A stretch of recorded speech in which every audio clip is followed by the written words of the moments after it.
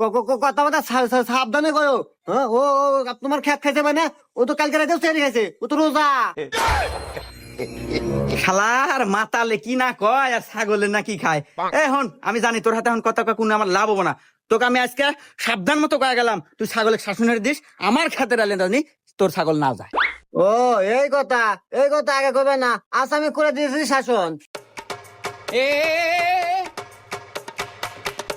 এই ছাগল, এই হন, তোকে ছোট্ট না হয় দিলাম, ধান খাওয়া তো দূরে থাক, ওই চাচার খেত গুলা ফুকছিও দেবো না, ওই চাচা খুব ভালো মানুষ। হুমুন্দির মাতাল, এতে তুই কার কান ধরছু রে? এটা তো ছাগল না, এটা আমার কান।